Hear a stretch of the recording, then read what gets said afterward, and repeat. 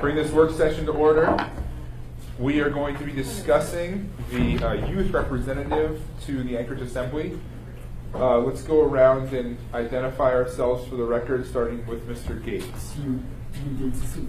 Thank you. Congratulations. George. George Martinez, Mayor's Office. Forrest Dunbar. Pete Peterson. John Weddleton. Suzanne McGrath. Good training. And I'll state for the record that Chris Constant is here. He just stepped out for a moment. Okay, so George, if you would care to lead us in this discussion. I think we are curious. We passed this law last year, June 13, 2017. And I think many of us are, Mr. Constant has joined us, curious about what the next step is and how we actually get this person appointed and confirmed. Excellent. So thank you. So thank you, everyone. And this is exciting for us. And I have some information from some youth commissioners who couldn't be with us today. We had a youth commission meeting yesterday. And as you know, the time related to students at this time of day is also difficult. But I have some information from them to share later on. The Youth Commission was asked to become the nominating body for the Youth Assembly member and took that task from October through November to develop an online application form and also a series of support documents to go along in terms of an onboarding package, if you will. We had support from the Youth Development Coalition to do some research for us to develop this application and the supporting materials. And we developed some language around the public press release and the marketing strategy at that time. We now wait for the next component. We did not release that. I think it was a decision of the Assembly to postpone the next part of the distribution of the application until we can revisit it this time. And so we're here now to revisit the distribution of the application with the intention to have the commission do the recommendation before the school year ends so that we can have the person identified during that same time period with support work over the summertime to get them queued up for when everybody's paying attention in September, really, when school comes back. Part of our agreement and our relationship has been with the university, with Dr. and Professor Kimberly Pace and the Political Science Department, very specifically to work and develop an independent studies class around research and policy work for our Youth Assembly representative. So the class did some research for our Youth Assembly representative package, and they distributed it to us in the form of e-portfolios that were basically policy papers that the students had dug into through your workload for the fall. Those policy papers are outdated at this point because that's the way the government moves, and we continue to move and more stuff happens. But the commitment from the university is to have a class dedicated every year to be the support and policy backbone, if you will, for credit for our youth representative. And that's where we are now. So just to restate, right now the Youth Commission is receiving applications. We have not distributed the nomination form. Okay. And we are waiting for, we're there ready to distribute the nomination form and then start to do our process. So what, Mr. Constant and Mr. Trainer? Do you have a copy of that form? Yes, I have copies so that you all can take a look at it. Absolutely. I think the challenge, if I'm getting if you wouldn't mind, thank you, sir. At the time of which the application and the form, at the time of which the application and form were developed, we didn't have our ability to do the nomination process and then pass on the nominee to the assembly wasn't necessarily in place for the pass to the assembly at that point, the way it is now. And so we're ready to go, and our intention would be to distribute the nomination process. It is not a form, this is the paper version. It's an online application. Will be by next week. Okay. To start to distribute that, and within 2 weeks, we think we can have enough of a pool of nominees for the Youth Commission to vet through and come up with the recommendation by June. Okay. So distribute this next week, 2 weeks application period, and then have a recommendation by June. I think that's the timeline we can stick to. Mr. Train. Thank you, Chairman. As we look at on page 2, item 9 on there, it says appointed by the chairman, confirmed by the assembly. First to confirm them, I want a resume from each of these people. It doesn't have to be spectacular, but I do want a resume stating what they think they can add to the body by being on it. And just some of the classes they take, because I want to know where they're coming from.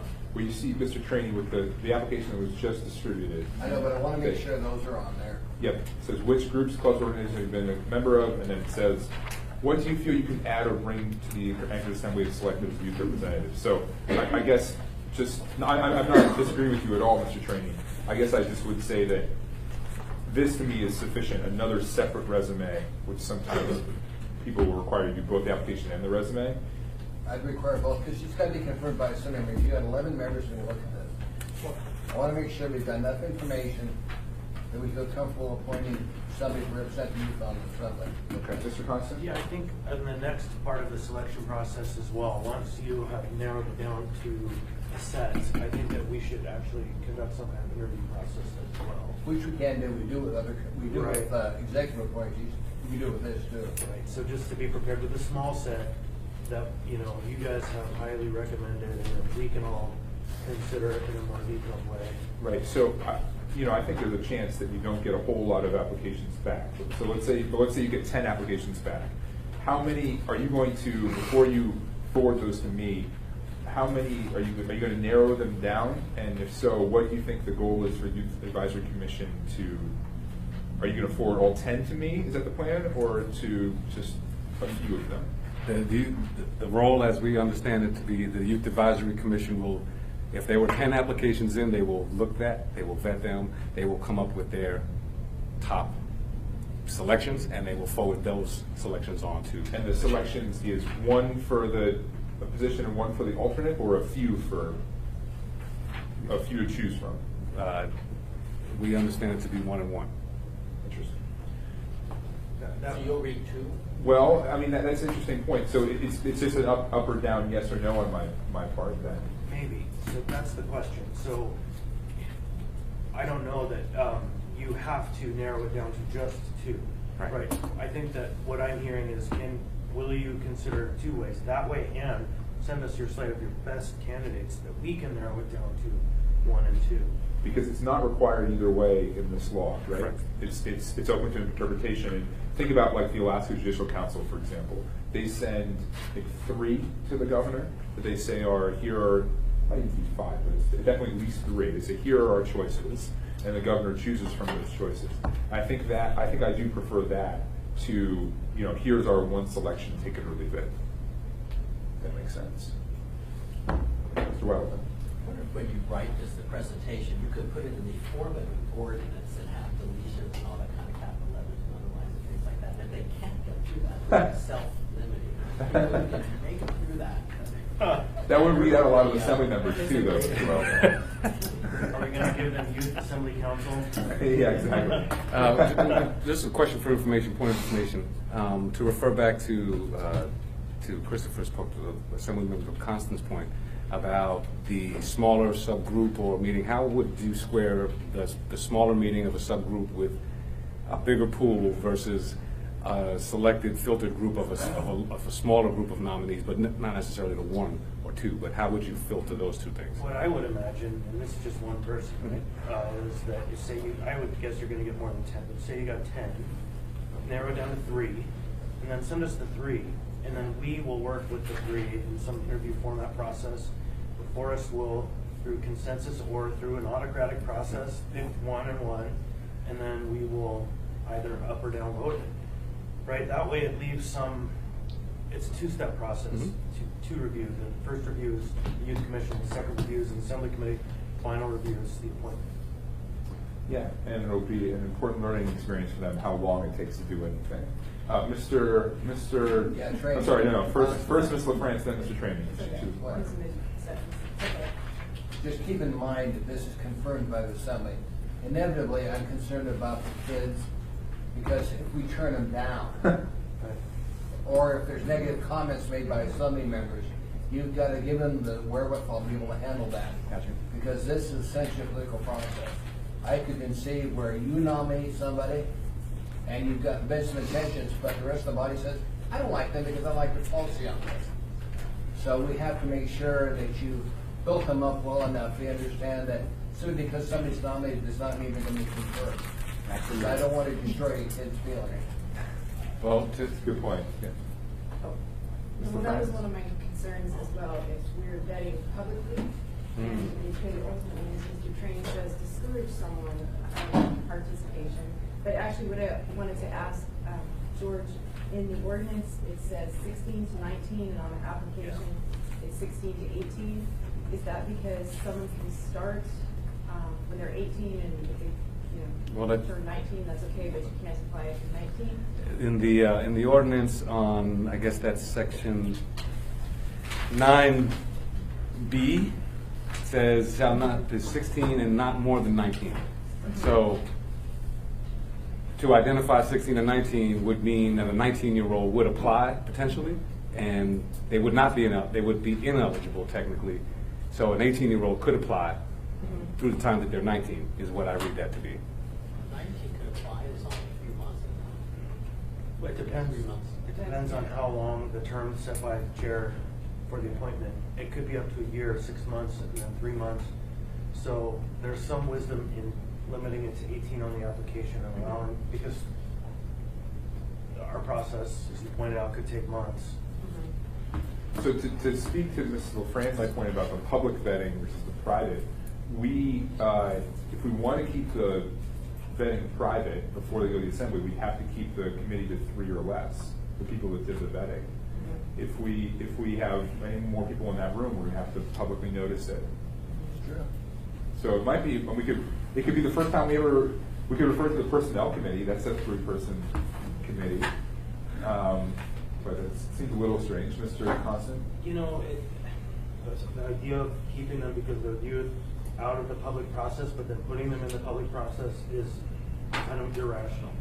That if we're going to do this, it should be public, whatever the process is, because the whole point of setting them on the die is that they're a public representative, literally in the public eye. They're not going to be excluded from open meetings rules.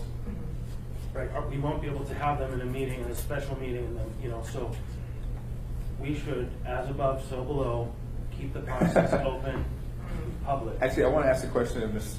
Jones before, and perhaps the Assembly Council as well. Do they count for the purposes of the Open Meetings Act? I assume that they don't. But That's not what I mean. no, I know, but I'm just curious. Like, if we have 3 Assembly members and the Youth Advisory Assembly member, are we in violation of the Open Meetings Act? No. Their vote doesn't count, sir. Their vote's advisory only. Okay.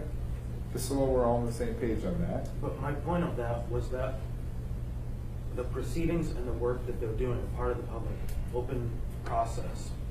We're not creating a shelled off process for them, and I think that the application process should be the same. Ms. Jones. Mr. Dunbar, I know some of you know I have a background in employment, so just a couple of ideas. The youth advisory member is not an employee. However, I think there could be a way that you could do this in public. You could have the youth do a presentation to the assembly at a work session as a body. And then I might suggest that you not ask questions because that would protect the youth from some of the issues that you're raising, but it would also give you an idea of what you're asking about. And then you wouldn't have to be in a confidential personnel meeting because you're not an employee. Thank you, Ms. Jones. Was there a thought hand up? Mr. Weldon. Well, a couple thoughts is we don't want thin-skinned people. I mean, if Right. they're so thin-skinned, they can't take, we're not meeting. I mean, we put up with some pretty outrageous testimony. We're never meeting these people. We don't bring them down. And we're going to dream crush these youth. I mean, we don't do it to people who probably deserve it. I'm just not worried about that. I agree. But I don't, you tell them, you're going to go up there and they may ask you some tough questions in public, because if they can't handle that with us, then they're going to sit up there and presumably add to the conversation and make statements on things in front of us. Well, they're going to get comments, they'll be in the paper. They may, who knows? I mean, we're all exposed to that. If they're worried about that, they better not sit up there, because it's just, this is challenging for them. They haven't seen anything yet. If I could speak to. Sure, Mr. Martinez. I will go back to the 19 comment. So I think if folks understand the spirit of why it was written in that way, but if there is a recommendation that folks want to consider making that change, it just gets us close to where they would term out and not be eligible. So we wanted to really focus in that to that window. I don't know. Look, the way I read it, at the time of appointment, they should be not more than 19 years old. So the way I read that, you could turn 20 and sit through the remainder of your term. And I was at the time we were debating this, I wanted to go to 21 years because I just wanted to have it open to a larger people. But my interpretation is that it says this says at the time of appointment, and so for me, I would change that to make it 19 years. Mr. Trainee and then Mr. Constant.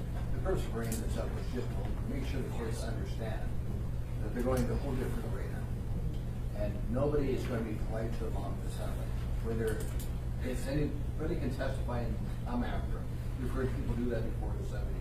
I just want them to know what they're getting into, because they may have a plan to view of the world, and that's going to end the first time they said this on the meeting. Mr. Gates and then Mr. Constant and then Mr. Martinez. Thanks, Mr. Chair. So regarding whether or what type of positions is, I think it's most comparable to an appointment to a board or commission. So not as a department head, but the police chief and stuff like that. So we should kind of view it that way. And if you think about appointments to boards and commissions, we don't usually have the applicants publicly vetted. We have the appointments of the public when whether the appointed person or body decides who's going to be appointed.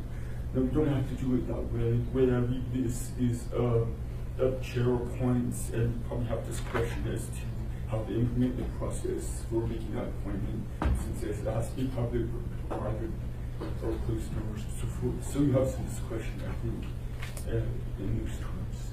And so I wanted to mention something else, but I voted for later. Okay, Mr. Constant. Yeah, I'll just reiterate what Mr. Weddleton said, that, and this is the liability of this opening up a youth seat to sit on a public body like the assembly, even for a short term, is that they will be in public eye. There's no way to avoid that. And so the threat to them is that their private life is in some ways infringed upon. And that's by choice. And that's by choice for all of us. We give up a lot of privacy for the purpose of doing this job.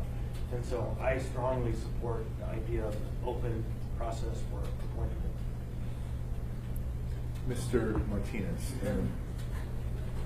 When you get around it, I'm on. Okay, Mr. Martinez first and then Mr. Trainee. I think our young folk are resilient. I think they're tough.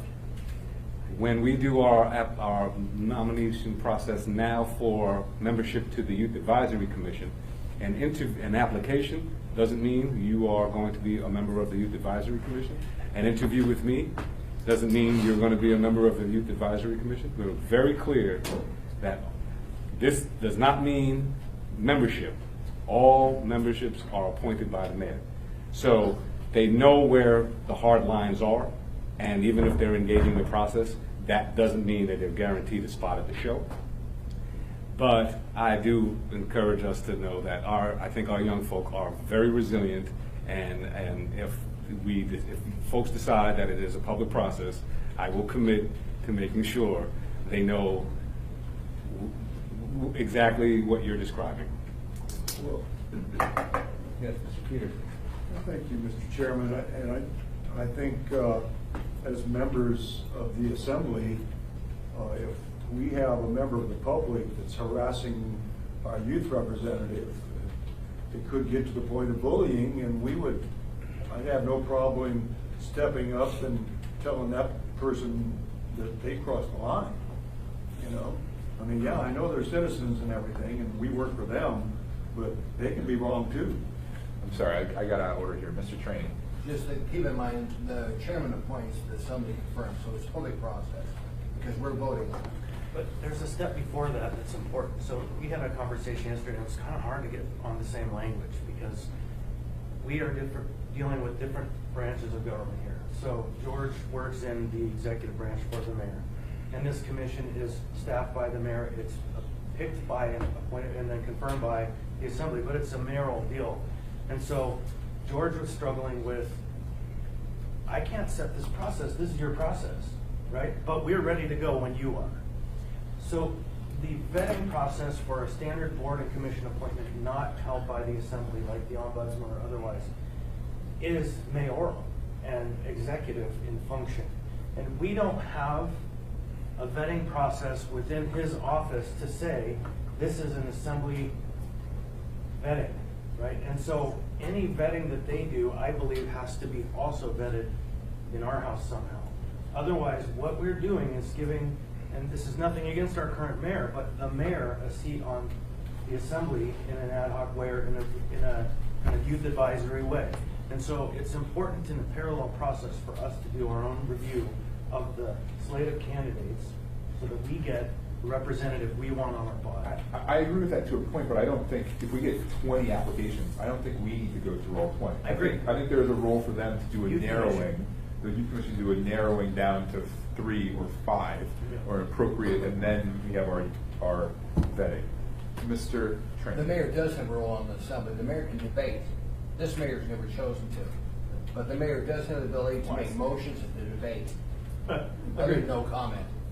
So it is the ability of the mayor to do that. No, As we say right now.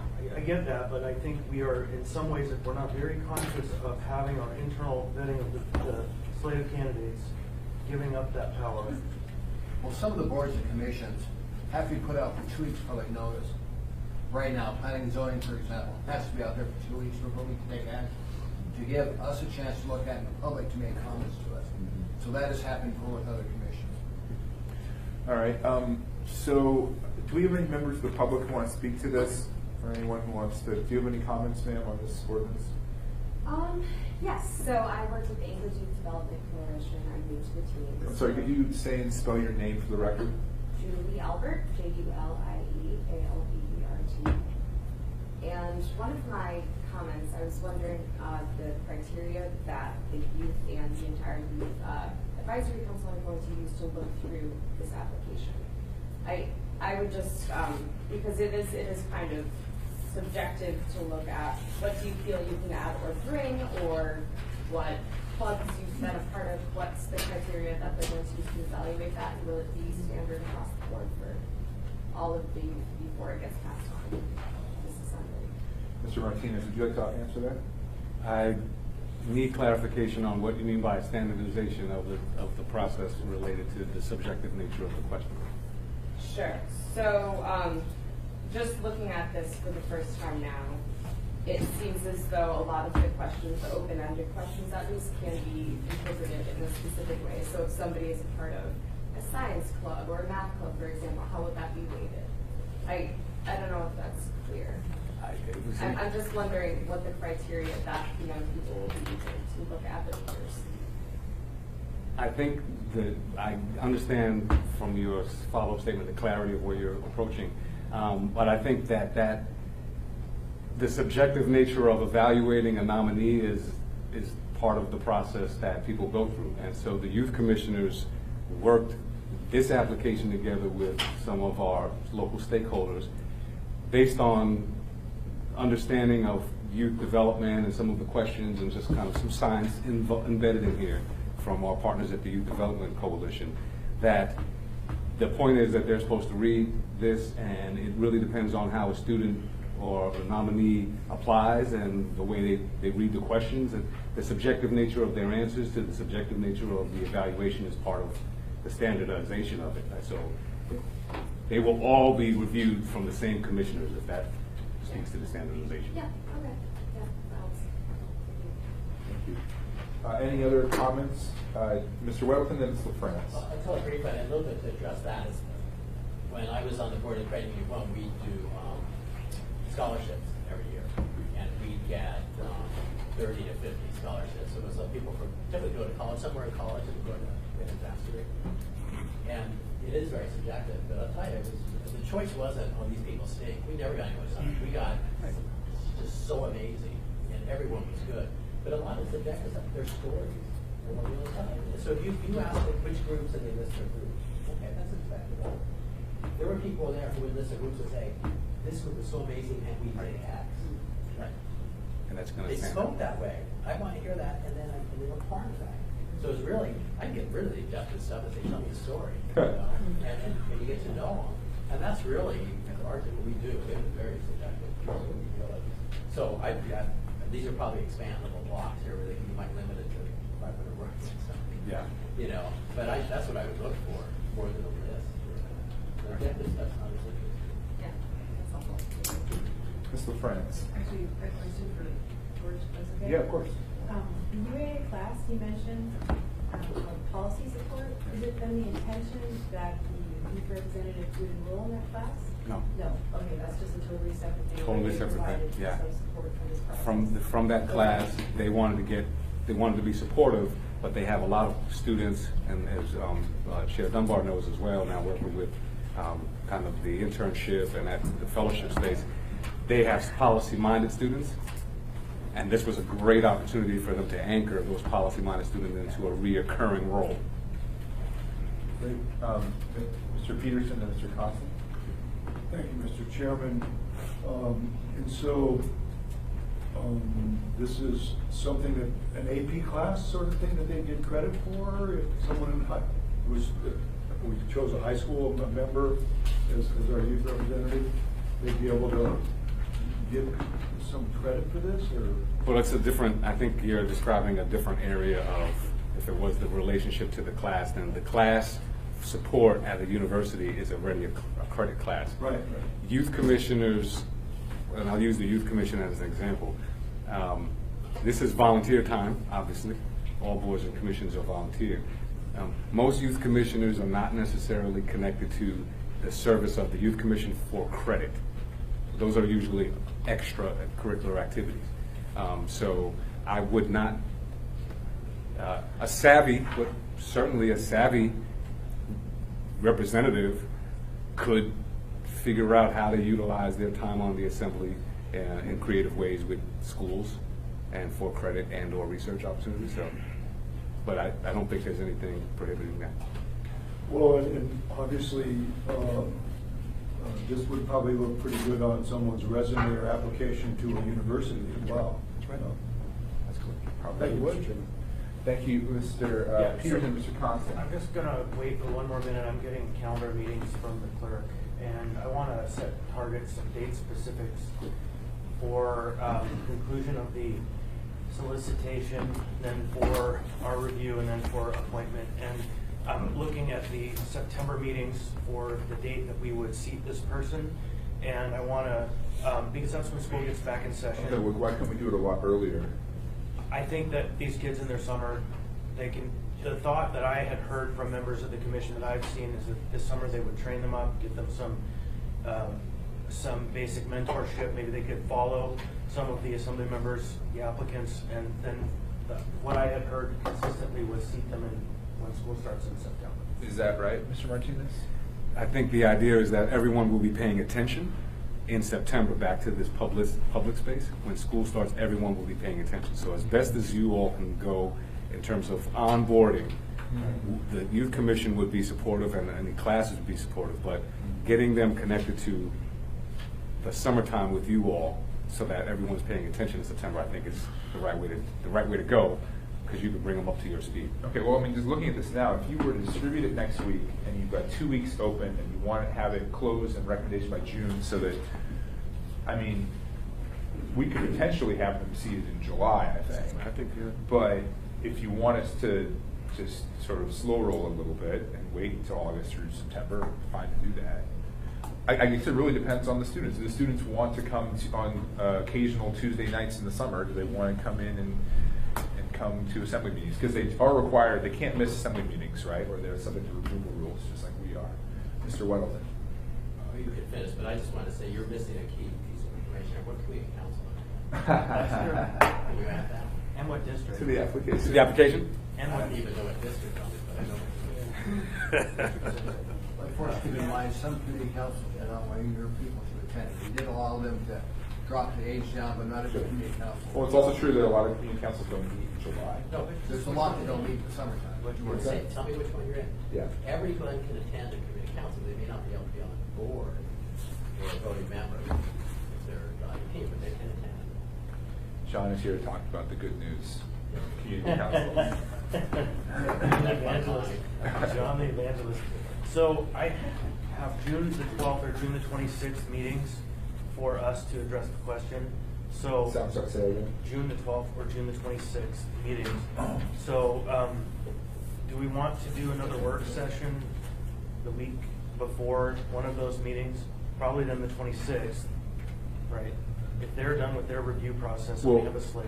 This is something that can be introduced and voted on the same night. Is that right? Yes, it's very likely can be the confirmation. The confirmation, does it require public hearing? The appointee Yeah. position, I don't see why not. Yeah. No. And there's no public hearing on it. Right, and so what we need to do though is have a work session where we kind of have our final conversations and make, whatever details, and then we have the meeting where they're confirmed. Right. I think, so yeah, we could either do it in June, we could potentially do it in June or July, or we could hold off to August or September. I think that's a question to ask the commission what their preference is. Yeah. And then we've got a good plan of attack here. Mr. Well. We need a work session, but a committee, you choose which committee, what is the personnel committee do? Personnel committee is only a 3-person committee. It's me, Eric, and now Dick in this case. And it's Perfect. You don't have the open meetings, thank you. and then we could ask some questions. But I mean, so this is a conversation, and we've still got some time. We could do that in that kind of closed, and that would be before it gets to the assembly for an up-down vote. Or I do kind of like Ms. Jones's idea of we are all here, and they come and do a little presentation to us.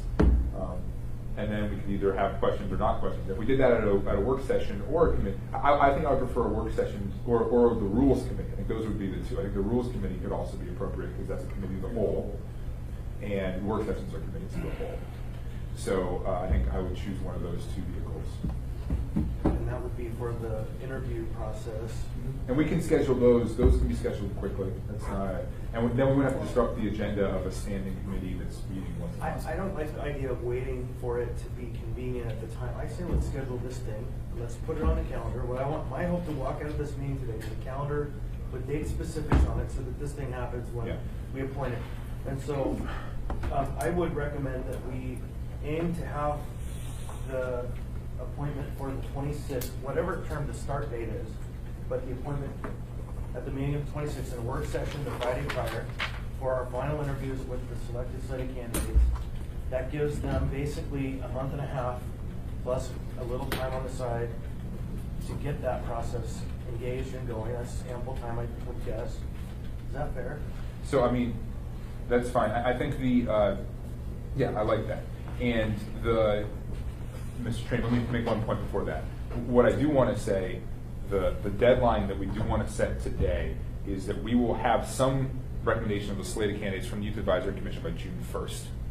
That's the deadline. They have a week to put it out, 2 weeks to collect information, and then the remaining weeks to perform their own review. Mr. Trainee. Just keep in mind, they're gonna sit on the dais for this. We gotta make sure we've got a chair available. Far end, there's one. Yep. But the microphone is working there. Because the worst thing would be if they ask a question and it doesn't work. We can just give them a So, megaphone. Well, there's a lot more stuff than just doing this. Yeah, I'm absolutely. saying we gotta make sure the dais is ready to handle. The clerk's office has everything ready so we can send them information like what's coming up with sunlight. That's true. I'm confident that we have the technology. Okay, so let me just I'm not confident it works every time. we know Fair. it doesn't work every time. Mr. Constant. Yeah, so the timeline I'm seeing here is June 1st, recommendation of slate back from the Youth Advisory Commission. June 22nd, work session with interviews. June 26th, the meeting for the appointment.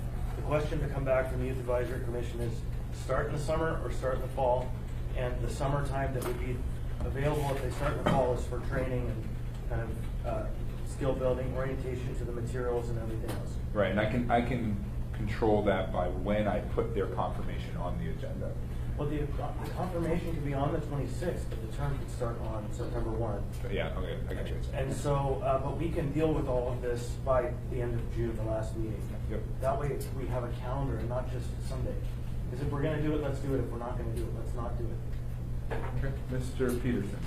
Thank you, Mr. Chairman. So, you know, I know there's a ton of things that are available to enjoy the outdoors in the summer, and maybe these youth would not be interested in digging into doing research on being, you know, a member of the Anchorage Assembly. But I think they might have more time in the summer to get their feet wet on this than they would have once school starts back up. Then they've got classes that they, you know, going to be responsible for, and so I actually think getting them kicked off sometime in July might be a good idea. Sure. We'll get a summer break. Why should they? We're not a community council that takes the summer. No, I think that's fair too, and I'm sure Mr. Martinez will work with you about the Youth Advisory Commission to hammer those things out. So I think we've got a good plan of attack. Thank Mr. Martinez for his presentations. Any final questions or comments? Mr. Gates. Yeah, you know, it's exciting to talk about recruitment and appointments, so I'm a bit hesitant to bring this to your attention. But regarding removal, if you get 90 page 3 removal process used the same for elected official, Yes. I recommend you take a look at that. And I some member who want to recommend a code change, then you refer to our recent ordinance. I saw that same thing.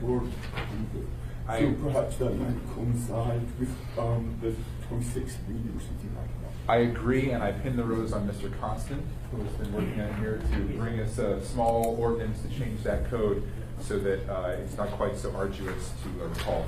Yep. Thank you. We'll do that. Perfect. Ms. LaFrance. Thank you, Mr. Dunbar. So a final question to recap. We would be looking at a committee of the whole where we would conduct an interview or request presentations, and we would be making a decision. No. There won't be any decision made there. Actually, the decision ultimately is mine to who comes before the assembly. You'll get to ask your questions, and then there'll be a confirmation vote where you can. Okay. You know, I would just add, I think Barbara recommended no questions at that work session, a presentation from them, and then we deliberate on our own accord after you have made the final appointment. And I think the purpose of no questions is let them make their presentation. Well, here, I mean, we're getting really deep in the weeds here, but we cannot deliberate together. Right. And you can't even communicate with me all of your deliberations without violating the Open Meetings Act. The clerk is nodding over there. There's no way to do it in private. We could discuss it here. Right. You can't have more than 3 people, period. I thought it was going to be in a committee of the At a whole. work session, I think I heard you say at a work session, let me make sure I got this right, you still shouldn't ask them questions. Through the chair, that's up to the body. I was trying to address someone's concern before Mr. Weddleton expressed that they need to have thick skin, that you didn't want to, hurt someone's feelings, basically, was what the issue was. If that's the case, don't ask any questions. Yep. And then when you vote, but you don't get to deliberate in private. I think, Mr. Chair. You can't go into executive session. That's correct. I do not think you can. Okay. No, of course, no. Ms. LaFrance. I mean, just one final comment. I mean, I don't doubt the resilience or the thick skin or the kindness and gentility of the assembly as you characterize it, Mr. Middleton. But I am concerned about, who we're wanting to bring into this process, and that people come from different backgrounds. Yep. And some people have been, experienced the world in such a way that they do come in with more preparation for this sort of competitive environment. And so I would just ask that we would keep that in mind. I know we're all really, what did you say, kind and gentle? I could go on and on. Mr. Gates. Yes, I'm not sure my view is right now, but looking a bit further, but regarding the Open Meetings Act and its application, the personnel county is a county. It's not an assembly meeting, it's a county meeting. And the Open Meetings Act might say the quorum of the county, it's only 3, but 2 is a quorum. I mean, so I would look carefully at that advisory waiver as to Open Meetings Act application to this process.